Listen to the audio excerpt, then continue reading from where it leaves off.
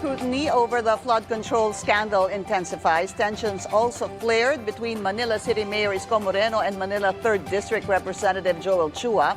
This after Moreno accused Chua of illegal demolition and construction of facilities in the capital. But over the weekend, the two decided to bury the hatchet and work together for their constituents. What exactly did they discuss, and what can we expect from tomorrow's House Tricom hearing? That will be the first. Let's get on point with Congressman Joel Chua, who also chairs the House Committee on Good Government and Accountability. That's right, on Good Government and Accountability. Congressman, good to have you again. Welcome to the show. Thank you for your time. Thank you po. Good to be here again. Sir, umpisahan ko na po sa peace with Manila Mayor. All's well, I guess. That ends well because ako po, nung nakita ko po yung inyong mga past interviews, and of course also yung mga statements made by Manila Mayor Isko Moreno, I really didn't think you guys would actually be friends, at least not in the short term. So what happened, sir? Just a bit of a background story. Paano kayo nagkabate? My common friend, who happens to be very close to both of us, called us up. So parang over the weekend, napanood niya yung medyo hindi naming pagkakaunawaan. So he called me and he also called the mayor. So parang tinanong niya sa amin if we're both open to talk. And we both agreed. Parehas naman kaming reasonable tao and nanaig yung mas gusto namin na mag-ayos na dahil sa totoo lang medyo nakakahiya na rin sa aming mga constituents. Dumating na rin po kahit sa inyo yung nahihiya na kayo dun sa palitan niyo po ng maaanghang at ni magagandang mga salita. Well, after election, people, it's no longer about the mayor and me. It's about our constituents already. So, syempre, at the end of the day, kailangan i-set aside ninyo kung ano yung mga pride, yung mga nasa sa sarili ninyo. Dahil I believe both of us, ang intention naman namin is to serve our city. So, pagka gano'n naman talaga yung intention ninyong dalawa, talaga namang you will always find ways para magkaayos. Sabi mo nga in a recent interview, this is not about Isko Moreno or Joel Chua. This is about the city of Manila and the people of the city of Manila. Where was that, sir? Was that in City Hall? Yung pagkikita po ninyo? Yes. No, and that happened over the weekend? Saturday. Yes. Was there even a little bit of an argument? Wala Anything na samaan ng loob nung nagkita kayo? What was it the moment you guys actually saw each other? What was it like? We did not even discuss about about the issues. Wala nang ganun. We've been together for quite some time. Medyo mahaba-haba rin yung friendship namin, no? 2007 when I first won as councilor, and that was the time when he first won as vice mayor. So that was the time when we worked together in the city of Manila. So mahabang panahon naman na magkasama kami. But because of election, siyempre medyo nagkaroon ng konting pagkakaiba. Naghiwalay ho talaga kayo because nandun po kayo kay La Mayor Honey Lacuna. Yes. So I understand na medyo nasaktan ko siya dahil siyempre, alam mo naman, matagal. Kumpare ko siya eh. Ninong siya ng anak ko. Si Mayora, ninang din ng anak ko. So they are both very close to me. Kaya talagang ang hirap din nung naging sitwasyon. But since tapos na, at parehas naman kami, nung parehas kami tinanong, open naman kami. At nung nagkita kami, sa totoo lang, wala. Hindi na kami nag-usap about kung ano man yung mga galit. And it was very, wala na. It was a very good And you're meeting. happy it happened? Ano? Are you happy it happened? Of course, dahil kahit papano, matagal yung pinagsamahan namin lahat eh. Okay. Diba? Just a quick question, Congressman. Nagpasabi ho ba kayo kay former Mayor Honey na makikipagkita kayo actually, biglaan lahat kasi yung nangyari eh. So in fact, hindi rin ako sure kung matutuloy. I just received a call Friday na tuloy kami nung Sabado. Kasi if I remember it correctly, between yung over the weekend until Tuesday, medyo may bangayan pa ng konti. Nung Wednesday, di ba, nag-press con pa. Tapos, pero may mga kumakausap na nun. So, parang, siyempre, hindi ka rin naman sigurado kung ano yung mangyayari. At that time, tsaka sobrang nabisi rin ako. Hindi lang dun sa issue, but sa district. So, nung nasabi nun, ayun, sinabi sa akin nung Friday afternoon na kung available daw ba ako. So, sabi ko, sige.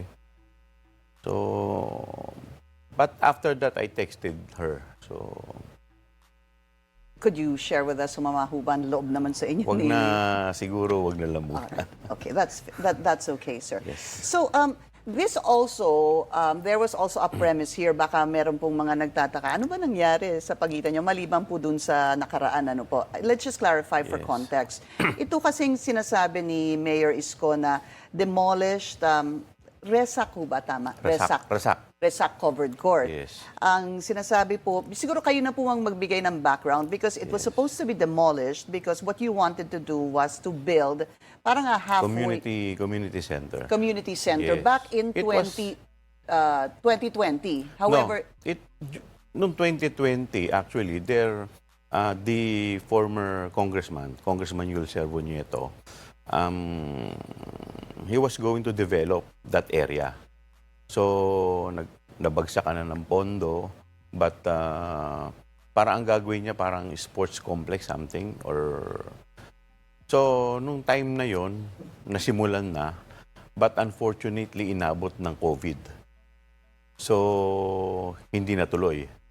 So, noong 2022, ako yung naging congressman.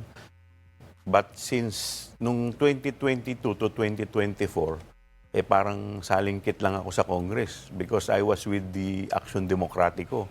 So, I was the only member of Action Democratico in Congress for 2 years. So, medyo ang hirap, medyo nahirapan din ako na gusto kong ituloy, pero medyo nahirapan. But sometime in 2024, nagkakaproblema na kami because of the homeless.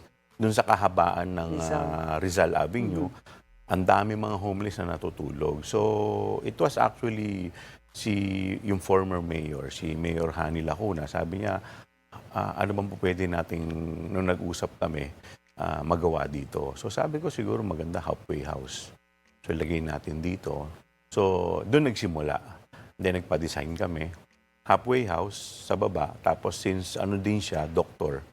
So, gusto niya malagyan ng dialysis or diagnostic center, yung area. Tapos, may senior citizens. Kasi may area doon ng senior citizen eh. So, mas palalakihin, pagagandahin. So, ako naman, ang sinabi ko, since ang congressman kasi, after every term ng congressman, let's say magpapalit ng bagong congressman, para kang palaboy. Maghahanap ka na naman ng district office mo. So sabi ko, sana magkaroon ng permanent district office dito. So kahit hindi na ako, kahit sino nang umupo, yun na yung district office. ni congressman. Ni congressman. Or ni congresswoman. Yes, whoever, kung sino man siya. And then, isang sports facility or recreational center na maganda at maayos, tabla. Tapos, mayroon pang track and field sa makakatakbo ka sa taas. May billiard hall, may table tennis, na talagang recreational center para sa mga tao. And daycare center, of course. So, yun yung... That's a lot, ha? Yeah. Yes, kasi malaki yung area naman. So, we agreed. So, kaya naman tinuloy ito. But, yun nga, inabot ng next administration. So, syempre, in fairness din naman kay Mayor Isko, ang hinanap niya is yung mga permit. Right. So, which is talaga naman kailangan, di ba? So, hindi ko rin, kasi as far as I'm concerned, hindi ko naman trabaho yan eh. So, kung sino man yung implementing agency or yung contractor, kung sino yung mananalo dun sa bidding, dapat trabahuin nila yan. Sila mag-secure ng Sila permit. dapat na mag-secure. Let's highlight that, sir. Yes. I think it's important that you say that again. Yes. Kahit na po ito ay plano ninyo. Yes.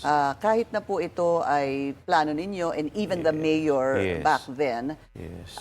when the next mayor looks for the permit, hindi ho ba dapat nagkaroon naman talaga ng permit Yes. from the previous Yes. administration?